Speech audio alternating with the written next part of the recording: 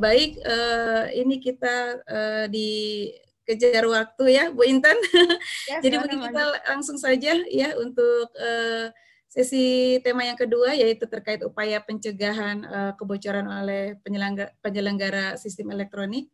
Ada beberapa hal juga, mungkin ini lebih ke nanti banyak Bu Maria mungkin Bu ya, dalam menjelaskan kepada kami gitu ya.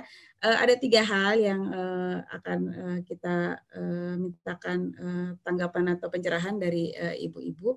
Yang pertama adalah apa yang harus dipersiapkan oleh penyelenggara sistem elektronik terkait perlindungan data pribadi ini, Ibu.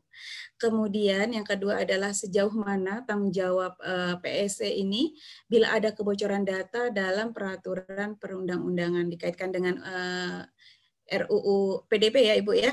Kemudian dan apakah PSE dapat dikenakan sanksi apabila ada insiden kebocoran data pribadi pada sistemnya. Mungkin tadi sudah dijelaskan sedikit juga ya oleh Ibu Ardanti bagaimana menyikapinya ya dari sisi pelaku usaha. Kemudian yang ketiga adalah bagaimana peran governance risk and compliance dan CISR dalam memitigasi risiko insiden kebocoran data. 3 hal itu Ibu, monggo kami persilakan dari Ibu Mariam untuk memberikan tanggapannya. Ibu. Masih mute Bu Mariam, punten. Apa yang harus disiapkan PSE terkait dengan untuk penyelenggaraan sistem elektroniknya terkait dengan data pribadi? Betul Ibu. Jadi yang pertama itu PSE itu sebenarnya kan PSE itu harus comply dengan peraturan-peraturan yang ada ya. Jadi nanti kalaupun mungkin di tempatnya Mbak Danti juga sudah ada.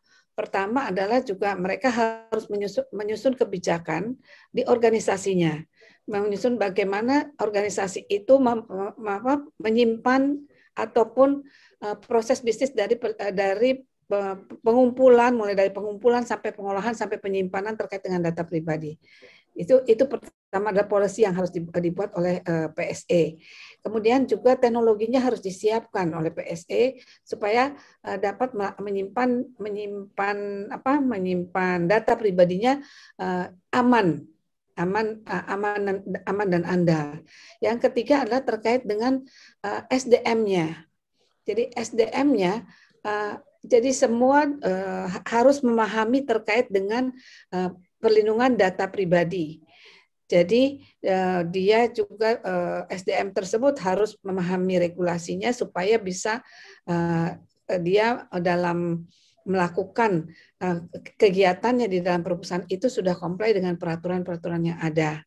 Ya, dan yang terakhir juga PSE harus juga memberikan edukasi kepada pelanggannya atau kepada kliennya, sehingga dalam menggunakan data pribadi ataupun klien juga bisa lebih memahami terkait dengan perlindungan data pribadi, sehingga dia kalaupun dia menyerahkan atau memberikan concern kepada PSE, dia sudah memahami bahwa data pribadinya merupakan memang konsen yang memang diberikan dan untuk apa pemrosesan tersebut. Itu terkait dengan apa yang harus disiapkan oleh PSE. Nah, salah satunya yang juga didukung Kominfo adalah terkait dengan semua PSE kan sekarang wajib melakukan pendaftaran ya, baik itu lokal maupun asing. Nah, di dalam salah satu klausulnya adalah dia wajib melindungi data pribadi yang dikumpulkan. Itu jadi merupakan kewajiban dari PSE. Nah, itu tanggung jawab dari PSE tadi adalah melindungi dari data pribadinya, data pribadi yang dikumpulkan, dan dia juga harus memberikan kalau kewajibannya dari tanggung jawabnya PSE tadi melindungi, kemudian juga menjaga kerahasiaan, dan kalaupun terjadi kebocoran atau kebocoran data pribadi, dia harus menyampaikan kepada si pemilik data pribadi yang dikumpulkan. Hal ini diperlukan karena apa?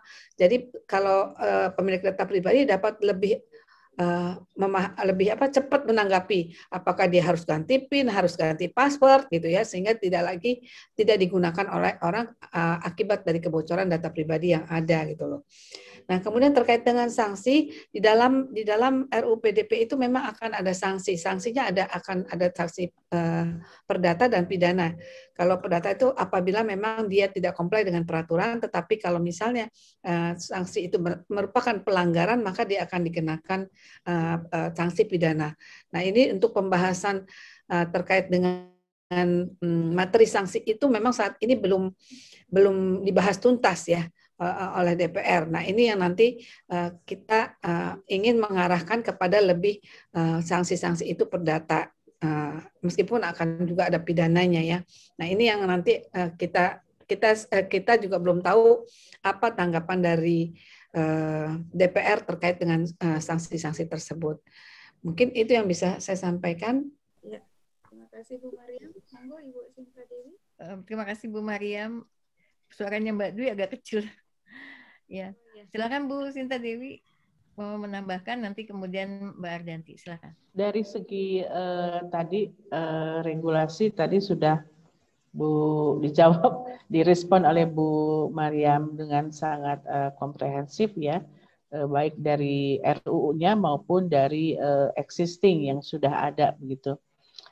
Tapi kembali satu konsep yang memang harus kita pahami bersama begitu. Bahwa kalau kita bicara perlindungan data pribadi tadi seperti Mbak Ardanti katakan itu adalah trust ya, kepercayaan gitu. Jadi memang tidak hanya untuk bisnis, ini sesuatu yang dipertaruhkan ya Mbak Ardanti, dan sekarang mungkin perusahaan-perusahaan jualannya itu adalah privasi gitu.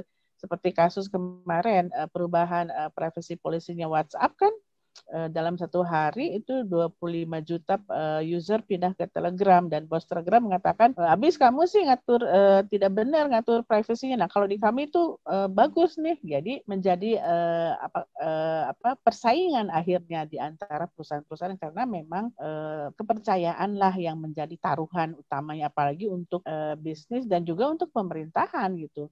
Dengan kasus kebocoran misalnya data pribadi BPJS kemarin, masyarakat juga menjadi was-was gitu ya.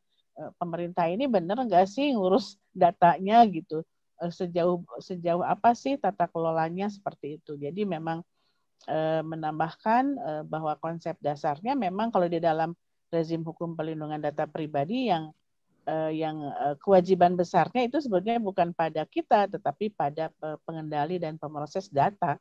Kita itu yang harus dilindungi. Makanya pendekatannya kalau rezim atau undang-undang perlindungan data pribadi itu sama dengan undang-undang perlindungan konsumen gitu. Dalam undang-undang perlindungan konsumen kan tidak ada kewajiban apapun dari konsumen, tetapi hak yang ada adalah haknya gitu.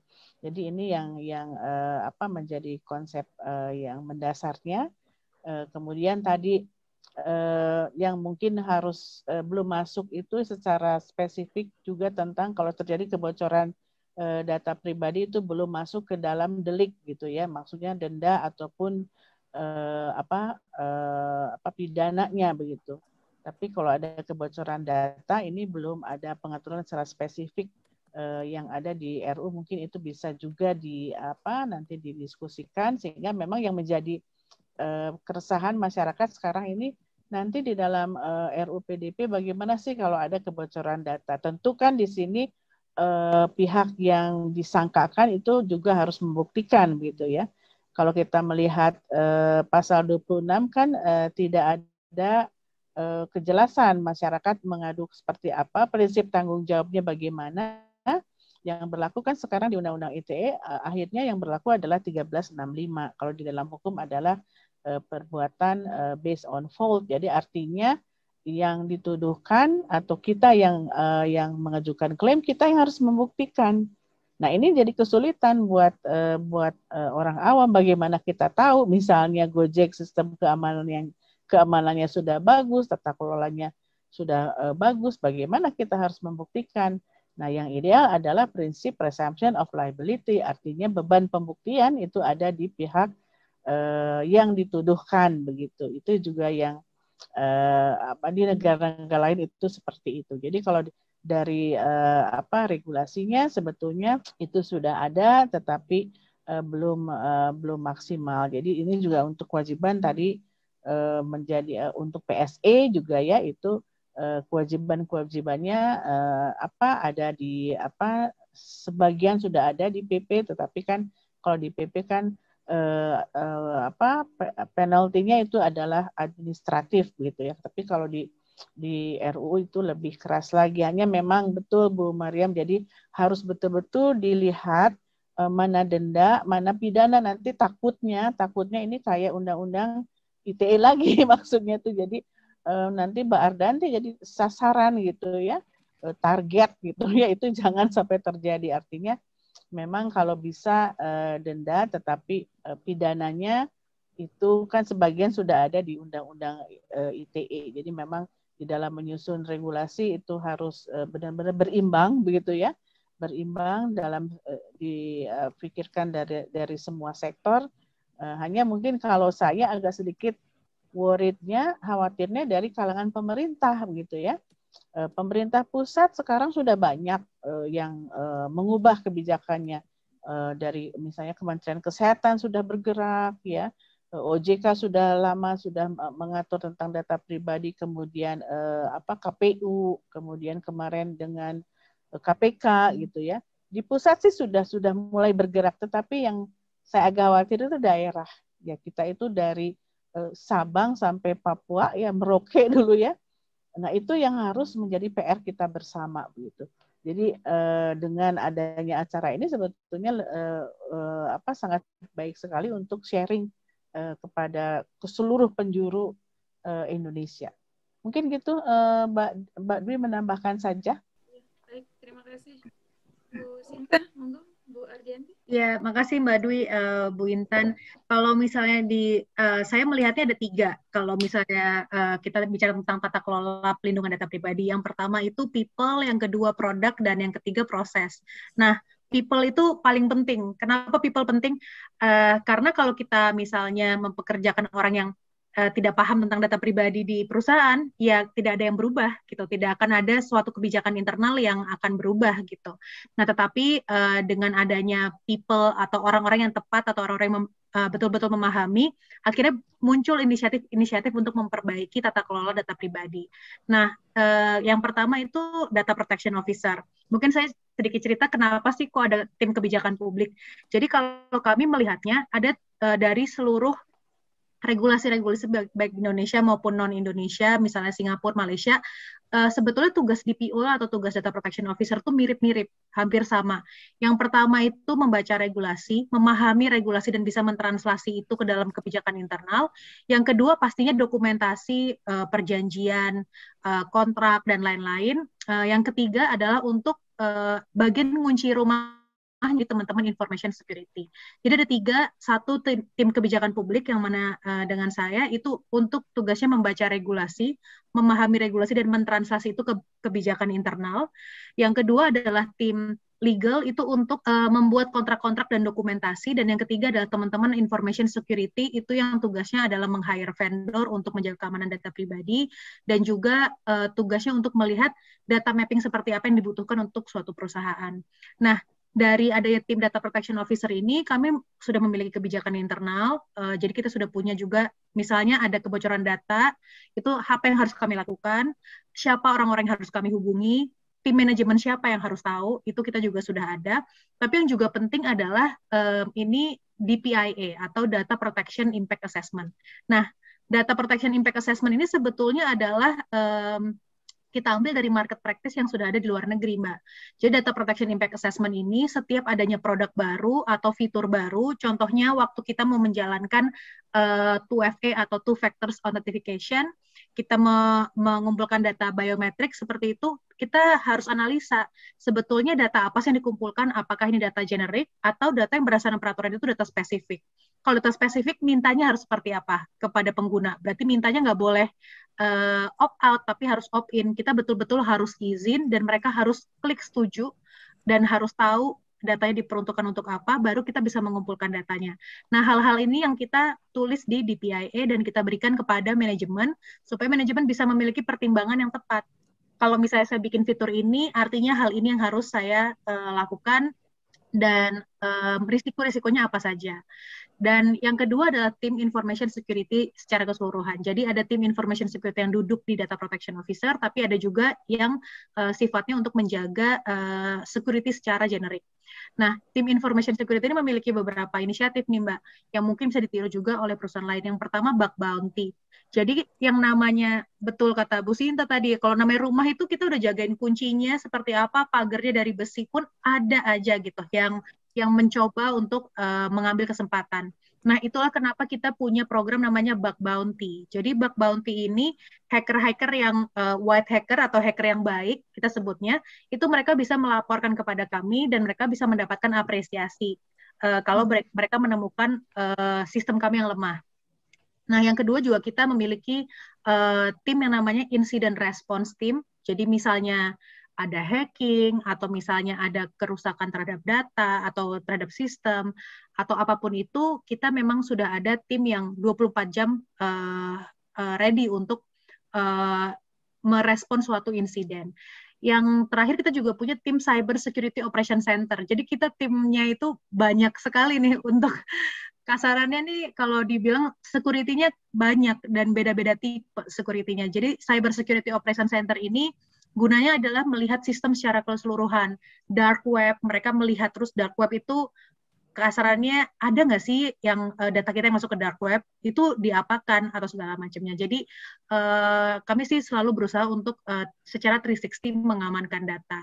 Nah, yang pertama people. Jadi dengan people yang tepat, akhirnya inisiatif-inisiatif atau program-program seperti tadi itu muncul, Mbak. Karena kita nggak mungkin misalnya kita berkaca hanya kepada CEO atau misalnya hanya kepada manajemen.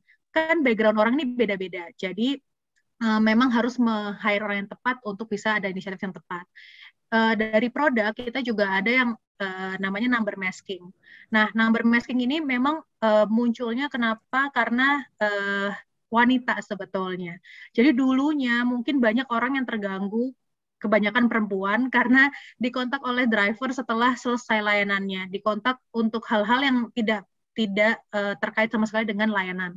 Jadi misalnya mau ngajak kenalan, mau curhat, saya pun juga pernah mengalami itu gitu. Jadi 3-4 tahun yang lalu, misalnya kayak Mbak, tadi saya nganter ini, boleh kenalan nggak segala macam. Nah, tapi dengan adanya number masking ini, itu menunjukkan bahwa kita juga investasi.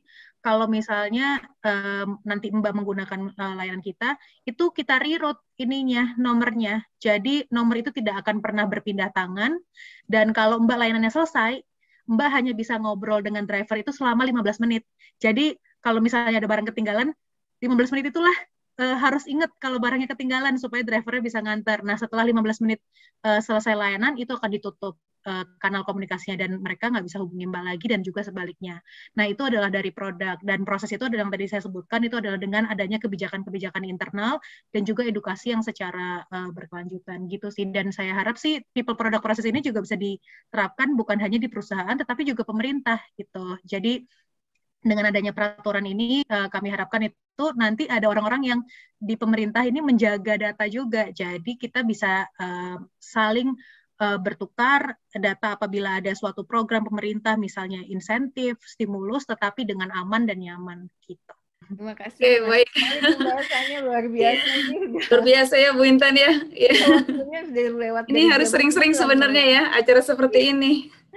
Betul. Mendefinisikan secara masif gitu ya, agar kita juga paham nih bahwa sebenarnya pemerintah telah bergerak, tapi juga dari sisi pelaku usaha juga sudah bergerak gitu ya, Bu Intan. Betul sekali. Yang kita tunggu-tunggu mungkin nanti peraturan perundang-undangannya ya, Bu. Kita doakan bersama agar segera diselesaikan. Baik, Bu Intan, silakan untuk memberikan kesimpulan akhir mungkin ya, karena waktu yang terbatas. Ini menarik sekali pembahasannya malam ini ya, ibu-ibu hebat ini memang pakar-pakarnya ini di bidang perlindungan data pribadi. sebagai dari sisi pemerintah, kebetulan Bu Mariam juga yang sebagai lead untuk penyusunan, kemudian Bu Sinta Dewi juga bidangnya di Fakultas Hukum, kemudian Mbak Ardanti juga memang menggeluti itu sebagai tim privacy officer ya Mbak Ardanti di Gojek. Nah ini jadi memang menguasai sekali. Jadi terima kasih atas insight-nya dan juga memberikan kita wawasan yang lebih luas lagi mengenai perlindungan data pribadi. Tapi mungkin ada beberapa yang ingin saya tambahkan juga nanti ya setelah kesimpulan ini. Jadi dari hasil pembahasan hari ini, malam hari ini, kesimpulannya adalah di mana pemerintah, masyarakat, dan DPR itu memiliki intensitas yang sama atau niat yang sama untuk menyelesaikan RUU Perlindungan Data Pribadi pada tahun 2021 ini, gitu ya. Tapi mungkin karena keterbatasan pandemik, jadi segala daya upaya ya menyesuaikan dengan kondisi. Kemudian yang kedua, pengaturan PDP ini akan berisi tentang prinsip-prinsip perlindungan data pribadi, kemudian mekanisme, hak dari pengguna, ya antara lain, kemudian juga ada sanksi-sanksi. Nah, kemudian peran pemerintah dalam upaya untuk mengatasi kebocoran data pribadi adalah yang pasti melakukan literasi perlindungan data pribadi, literasi keamanan siber juga untuk meningkatkan awareness dan kemudian juga menerima laporan-laporan dari masyarakat dan dari semua sektor untuk kemudian melakukan investigasi dan juga dalam tuntutan hukum apakah nanti ini bisa dinaikkan menjadi cybercrime atau kejahatan siber sesuai dengan peraturan perundang-undangan. Nah, dari tadi Bu Mariam sampaikan di Kominfo sudah ada direktorat yang menerima pengaduan-pengaduan atau laporan-laporan kebocoran data. Kemudian ketika terjadi insiden juga bisa disampaikan kepada BSSN. Nah, kemudian peran PSE dalam mencegah kebocoran data pribadi tadi Mbak Ardanti panjang sekali menyampaikan ya dan sudah diupayakan di Gojek gitu. Ini adalah meningkatkan kesadaran keamanan informasi atau awareness ya, baik itu untuk pengguna maupun internal perusahaan dan mitra pihak ketiga.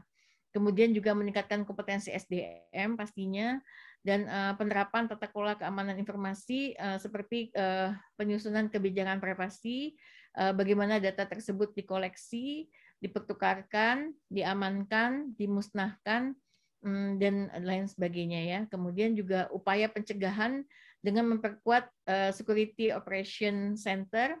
Kemudian ada Bug Bounty, CISET ya, termasuk tadi tim privacy officer.